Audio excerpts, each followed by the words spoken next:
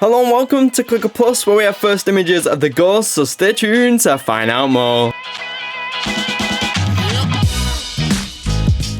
If you do enjoy the video, why not like the video as well as subscribe and turn on notifications, but let's get into it. So the wait is finally over. There's been months of anticipation, but finally we've got images of one of the most hyped Lego sets of 2023, and a one which Star Wars fans have wanted a remake of for so long. That one, of course, being the Ghost. Today we've got all images of the set, a great look at the minifigures, and I'm sure so many of you are going to be pleased with what Lego have done with this set. If they've really made some improvements over the original one and really created a striking display model, also this one for play, and then also some great minifigures. If you haven't been keeping up with the details over the past few months about this set, it's going to be set number 75357, titled simply the Ghost. You'll see there'll be more than the Ghost in just a moment. It's going to include 1,394 pieces, so pretty substantial difference from the last Ghost we saw almost 10 years ago now, and that one is going to retail for $170, so quite a high price tag as we often see with these large Lego Star Wars vehicles. It's going to be launching in about 2 months time on September 1st, 2023.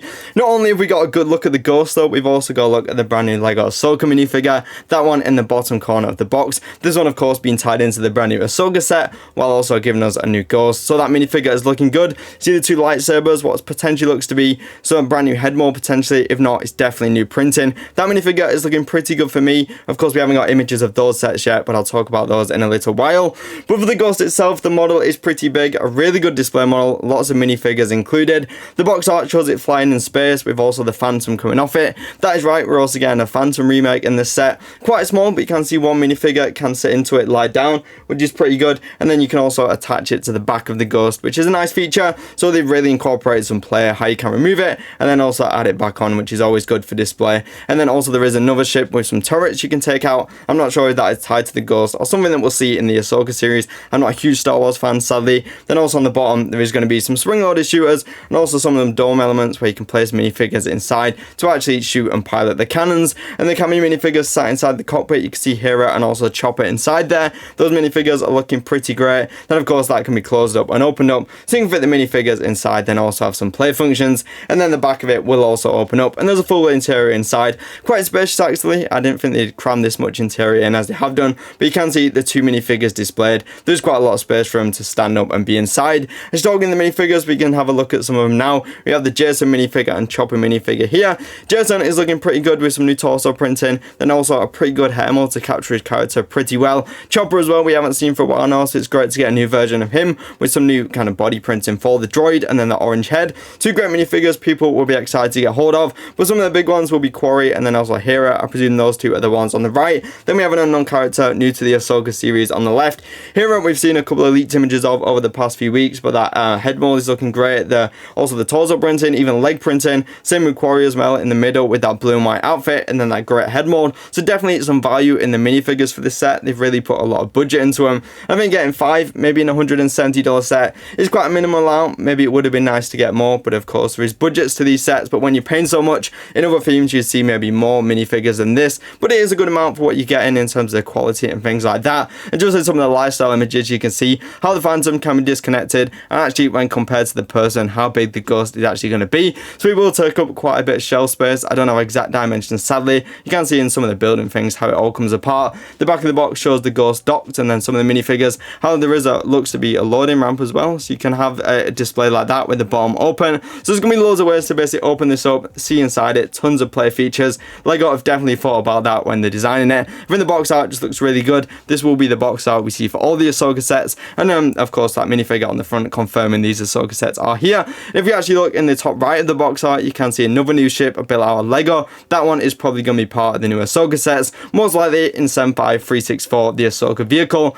That one with 1,056 pieces for $100, launching in September. So the fact that we can see this in the top right corner pretty much confirms that will be a 2-pack, so we'll have 2 ships, as this one kind of looks like half a model, especially for $100. So there will be 2 ships included within that one. So as the minifigures, we're going to get a Morgan Elizabeth, BAYLAN, SHIN, a new Republic pilot, and also an astromech droid. So some pretty good minifigures coming for $100. Additionally to that, we'll have 75362. This one being the Ahsoka T16 shuttle. 599 pieces, coming in for $80, so expensive for that one as well. But there will be some large parts included. That one is launching on September 1st, 2023, including Ahsoka, Sabine, Yang, and also an Inquisitor. So 4 minifigures for that one. Some of the other Star Wars sets for the rest of the year, we have 75371, the buildable Chewbacca, 2,320 pieces for $200. Also launching in September with all these other sets. And then we have the big one coming at the end of the year with 75367, the UCS Venator with 5,374 pieces, a whopping $650 launching on October 1st.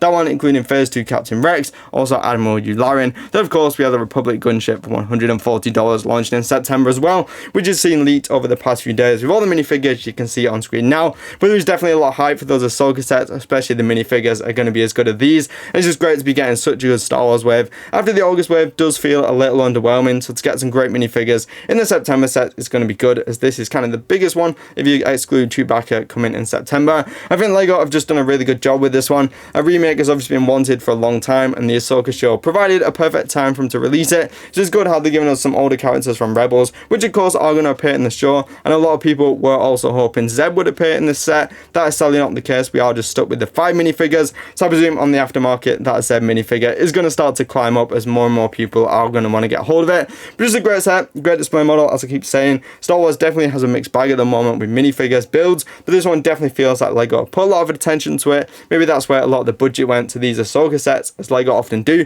For brand new movies and TV shows, they give us some really good sets, as the budget for themes are often allocated to those. So I'm sure a lot of people won't mind paying $170 for this one when it is launching on September 1st. And hopefully within the next few weeks as well, we will see images, official images of the Republic Gunship, also the Ahsoka sets, and then buildable Chewbacca should be within the next few weeks. So it's really now not going to be long at all till we got images of all the Star Wars sets for this year. I think the Ghost and the Gunship are definitely going to be highlights. Like I said at the start of the video, people have just been so excited for these sets, and the world's questioning whether the Phantom will be included, and they have included it again. Not as big as maybe some would expect, but to get a Phantom is nice, as that one is also really expensive on the aftermarket. So Lego are definitely giving Star Wars fans some love at last as part of this September wave. And I'm sure some people will just want the minifigures and not a big build, so I'm sure they will be sought after. But it's nice for once we got some good leg printing. So overall, like I keep saying, a really good display model, a really good set, which a lot of people are going to be excited about, and it's just an adult set really, and also has play for kids. So I feel like when you can really strike that balance between play,